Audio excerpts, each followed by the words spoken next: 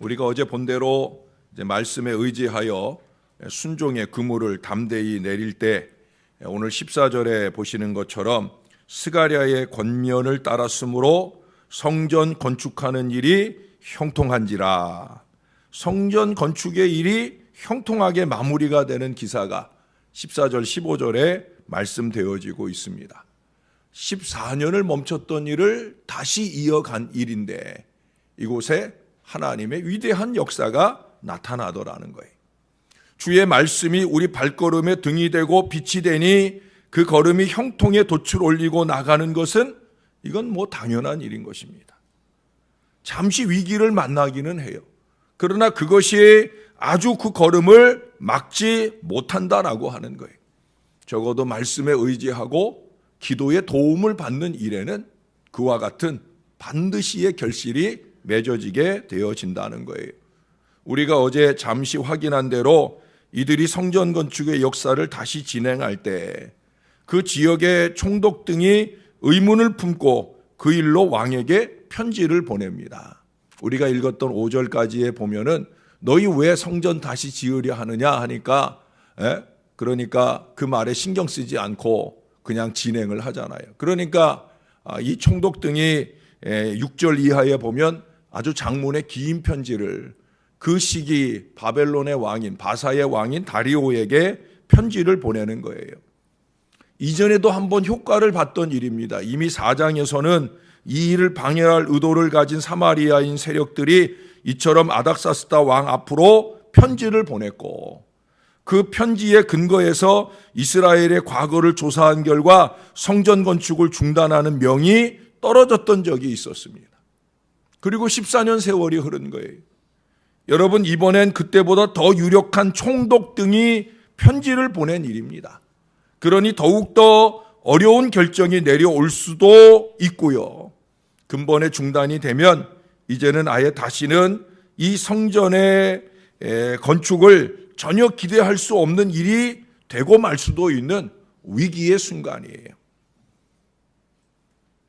그러나 오늘 본문을 읽어서 우리가 확인한 것처럼 이전과는 정반대의 결과가 이어지고 있어요. 오히려 강력한 후원의 손길이 더해진다는 거예요. 여기 7절에 보면은 하나님의 성전 공사를 막지 말라라고 명령이 떨어진 것에 더하여서 8절에 가서 보면은 그 지역의 세금 중에서 경비를 주어서 신속히 그 일을 진행하게 끊임없이 그 일을 진행하게 하라 하는 명령까지 더해지고 있어요. 이뿐만이 아니에요. 제가 전에도 한번 새벽에 우리 하나님은 보너스 하나님이다. 이뿐만이 아니에요. 9절 이하를 보면 나중에 이 성전에서 제사를 드릴 때 그 필요한 모든 물품을 제사장의 요청대로 어김없이 그것도 날마다 주어서 자신들을 위해서도 기도할 수 있게 하라는 말을 10절에 더하고 있는 걸 보게 됩니다. 할렐루야. 이 본문을 읽으면서 저는 얼마나 여러 번 할렐루야 할렐루야 했는지 몰라요. 하나님의 대단한 역사가 보여지는 거예요. 오늘 본문에서 제일 많이 나오는 단어가 뭐냐면 신속히예요. 신속히. 8절의 끝부분에 보면은 끊임없이라고 표현되어 있는 게 옛날 개역 한글에는 신속히라고 했어요. 그러나 이제 신속히만으로는 좀 부족한 거예요. 왜? 신속히라고 하는 건 이례적인 의미를 느끼게 하니까. 근데 이례적으로만 세금 중에서 일부를 떼어 이례적으로만 공사를 지원하는 게 아니라 여기 끊임없이 필요할 때마다 계속해서 세금에서 일부를 떼어주는 일들을 공사 끝날 때까지 계속적 의미를 부여하기 위해서 신속히라는 해석을 빼고 끊임없이라고 하는 단어로 바꾸어서 우리들에게 보여줍니다. 대단한 역사를 보여주는 단어예요. 12절에도 마지막에 보면 나 다리오가 조서를 내렸노니 신속히 행할지어다 라고 말합니다. 그리고 이 명을 받아서 13절에 보니까 그들이 신속히 준행하였다. 누가? 이 일을 방해하려고 편지를 보낸 사람들이 오히려 이 일을 신속히 준행하는 사람들이 되었다. 할렐루야. 얼마나 대단해. 14년을 멈췄던 이 재건의 시기를 상쇄하려는 듯이 모든 일들이 신속히 진행되더라는 거예요. 예상치 못한 형통의 결실이 빨리 다가오더라는 거예요. 저는 어제 이 설교를 읽고 또 읽으면서, 이 설교를 준비하고 읽고 또 읽으면서 하나님이 그런 감동을 주더라고요. 우리 교회는 지난 9년여 동안 부흥이나 성장이 멈추고 오히려 마이너스의 성장, 오히려 후퇴하는 기간들을 지난 9년간 보냈어요. 여러분 알고 계시나 몰라요. 9년의 세월입니다. 제가 오기 전 6년 세월이었고요. 제가 오고 나서 3년 세월입니다. 9년입니다. 14년에 비하면 5년이 짧은 기간이지만, 그러나 이제 우리는 여기서 도움닫기를 했으니까 달려갈 미래 2018년부터를 열어가야 될 줄로 믿습니다. 신속한 역사가 나타나는 거예요. 하나님이 한번 부어주겠다 마음 먹으면 신속한 하나님의 역사가 능히 나타나게 될 줄로 믿습니다. 여러분들이 말씀을 통한 증인들이 되어야 돼요. 오늘 부족한 종이 이 시간 방금 전에 했던 이 말씀대로 하나님이 과연 우리 교회에 그 신속한 역사를 주시는가 확인하는 사람들이 되어야 되고, 이 신속한 역사의 역군들이 되어야 되는 거예요. 여러분, 하나님께서 어떻게 도우시는지 지금 우리가 확인하고 있잖아요. 이전의 고레스 왕 때보다 더 확실한 안전의 보장, 형통의 보장이 더해진 대업의 완성, 이것은 바로 말씀을 소망의 씨앗으로, 그 소망을 행동의 씨앗으로 삼아 최선의 노력과 수고를 더할 때 그 행동이 결실의 씨앗이 되어 놀랍고 풍성한 결실의 역사를 이루게 되었다라고 하는 거예요. 할렐루야, 할렐루야. 여러분, 요한복음 1장에 보면 태초에 말씀이 계셨다, 이 말씀이 곧 하나님이다 하는 증거를 해요. 말씀은 하나님이에요. 그래서 어제 5장 1절에서 확인해 봤잖아요. 이스라엘의 하나님, 이스라엘의 하나님의 이름으로 하나님의 이름을 받들어 예언했다, 말씀했다. 그래서 그것이 말씀의 권위다. 목사의 권위가 아니고, 여기 선지자들의 권위도 아니고, 하나님의 이름으로 선포되는 말씀이기에, 말씀은 곧 하나님이기에 말씀의 권위는 하나님의 권위다. 바로 그겁니다, 여러분.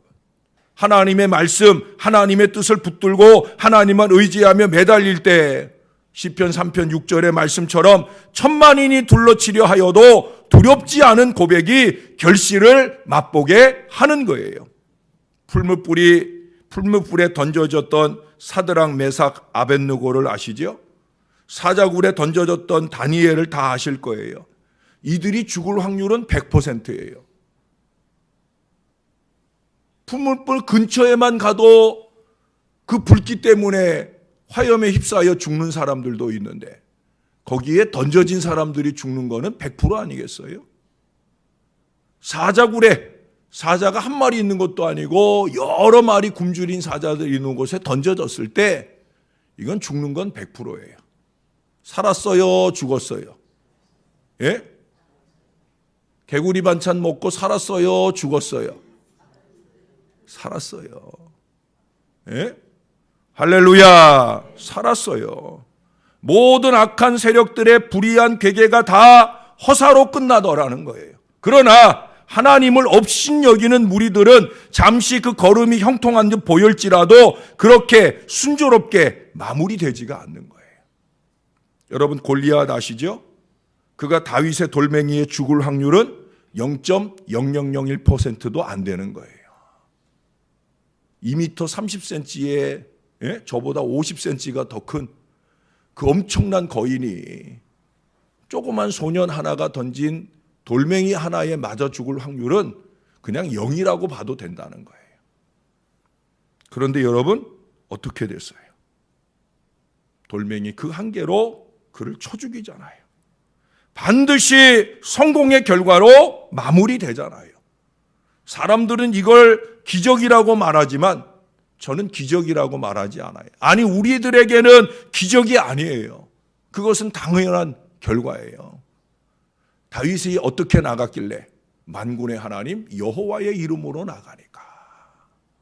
하나님만 의지하고 나가니까, 하나님의 말씀만 의지하고 나가니까 반드시의 승리가 안겨지게 되어지는 줄로 믿습니다. 신약으로 넘어와서 사도행전 12장에 베드로와 헤롯을 비교해 보십시다.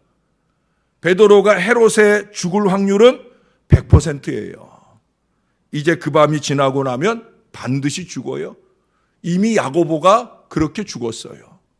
야고보가 그렇게 죽었으면 헤롯도 그렇게, 베드로도 그렇게 죽는 거예요. 더욱더 철통같이 베드로를 그 밤에 지키고 있어요. 반드시 죽이겠다는 거죠. 그러나 베드로를 안전하게 끌어내신 것은 베드로를 위해서 교회가 모여 중보하는 기도가 이어지고 베드로 자신이 철저히 하나님을 신뢰하며 의지하는 믿음으로 그 밤을 보낼 때 하나님의 손길이 그에게 임하는 거예요. 교회가 기도를 모을 때, 교회가 걱정을 모을 때 아니에요. 교회가 염려를 모을 때, 교회가 불평을 모을 때가 아니에요. 사도행전 12장을 보세요. 교회가 모여 기도하는 거예요. 기도하고 또 기도하는 거예요. 교회는 모여 기도하고 앞장선 베드로는 하나님을 의지할 때 하나님의 손길이 그 가운데 임하게 된 줄로 믿습니다.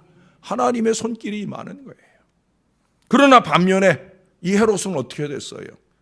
그가 신의 소리 같은 위세로 백성을 호령하던 사람이에요. 그럼에도 불구하고 하나님께서 그를 치실 때 충이 먹어서, 오늘날로 얘기하면 바이러스가 먹었든지 아니면은 어디 종처가 생겼든지 충이 먹어 염증으로 인해 그는 단번에 죽는 신세가 되고 말았다라고 하는 거예요. 여러분, 우리의 인생의 신앙과 삶에 있어서 어떤 도모를 하든지 하나님의 말씀을 씨앗으로 삼아 시작할 때 형통의 보장이 있는 줄을 믿으시기를 바라요. 말씀을 붙들어야 돼요. 목사가 말씀에서 벗어나지 않도록 기도해 주셔야 돼요. 목사가 가진 두 가지 방법은 다른 거 없다는 거죠. 어제 5장 1절 2절에서 확인한 것처럼 목사가 할 일은, 제가 어제 설교 원고에다가 제목을 붙이기를 목사의 일이라고 적어놨어요. 목사의 일. 제가 어제 설교를 노예 안에 제 후배들에게 보내줬어요. 왜? 너희들도 목사니까 목사는 뭐 하는 일 하는 사람이냐 하는 걸 좀 알아라 하는 의미에서 제가 어제 설교 동영상을 몇 사람 목사들에게 보냈어요. 목사는 이거 하는 사람이다. 말씀과 기도. 이 두 가지 목사는 열심히 해야 된다. 성도들은 뭐 해야 된다? 목사의 말씀과 기도에 입각한 이 목회를 성도들은 기도로 도와야 된다.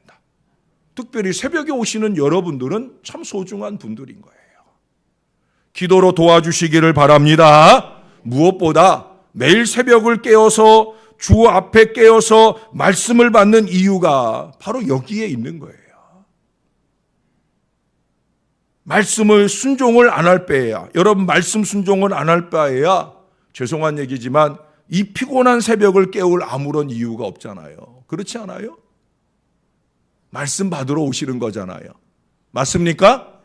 말씀 받았으면 말씀에 의지하여 순종하고 기도하면 여러분들이 바로 이 교회에 하나님이 신속한 부흥을 이루는 원동력이 되어 주실 줄로 믿습니다. 손양원 목사님 얘기를 주중에 두 번째 하게 되는데, 손 목사님의 설교집 중에 오늘이 내 날이다 라는 제목의 설교가 있어요. 제목이 참 멋있죠? 오늘이 내 날이다.